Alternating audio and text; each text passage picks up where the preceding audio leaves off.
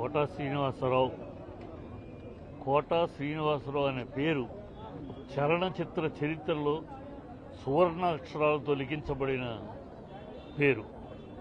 అది ఏ పాత్ర వేసినా, ఏ క్యారెక్టర్ చేసినా దానికి ఒక జీవం పోసి ఆ పాత్రని ఘనంగా నిలిపిన మహానటుడు.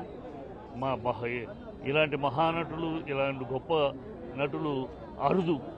అలాంటి అరుదు నటుల్లో ఒక ఎస్వి రంగారావు గారు, ఒక నాగభూషణం గారు, ఒక కోటా శ్రీనివాస్, ఇలాంటి వాళ్ళంతా చాలా అరుదైన మహానటులు.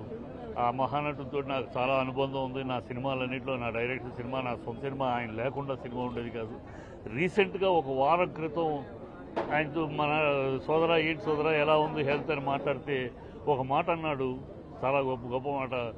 నేను చెప్పాను 83 ఏళ్ళు అని. అంటే సోదరా అయితే 83 ఏళ్ళు అయితే లెక్క ప్రకారం, శాస్త్ర ప్రకారం 83 ఏళ్ళు అంటే 1000 పౌర్ణములు చూస్తారంటారు. మరి నువ్వు రేపు గురు పౌర్ణమి 1000 పౌర్ణమి చూడబోతున్నావు నువ్వు అని అంటే చాలా సంతోషపడి, అవును మన శాస్త్రం చెప్పుద్ది 1000 పౌర్ణములు చూస్తే స్వర్గ తలుపులు తెచ్చుకుంటాయి అని అంటాం.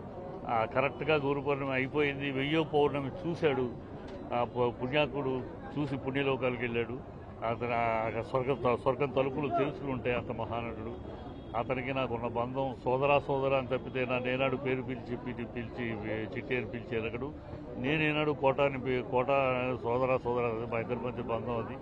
ఎప్పుడో ఇండస్ట్రీకి అతను మెడ్రాస్ వచ్చిన మొదటి రోజుల నుంచి, అప్పటి నుంచి ఉన్న పరిచయం ఎంతో బంధంగా ఉండేవాడు. ఆ అనుబంధాన్ని తలుచుకుంటూ ఉంటే ఆ సొంత సినిమా, అది భోగిమంటలైనా, అది రైతు భారతం అయినా, అది గెలుపు అయినా, నేను అసిస్టెంట్గా పనిచేసే సినిమాలైనా, మా సొంత సినిమా అన్నింటిలో తను లేకుండా మా ఇంటర్ స్క్రిప్ట్ ఉండేది కాదు. ఎందుకంటే అతను మా నటుడు. అతను క్యారెక్టర్ పెట్టుకుంటే ఆ క్యారెక్టర్కి జీవం పోస్తాడు అనే నమ్మకం ఉండేది. అంత గొప్ప నటుడు కోల్పోయాం.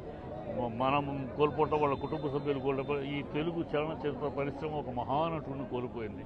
ఒక గొప్ప నటుడు, మళ్ళీ రీప్లేస్మెంట్ లేని నటుడిని కోల్పోయింది. ఆయన కుటుంబానికి, ఆయనకి నా ప్రగాఢ సంతాపాలు తెలుసు.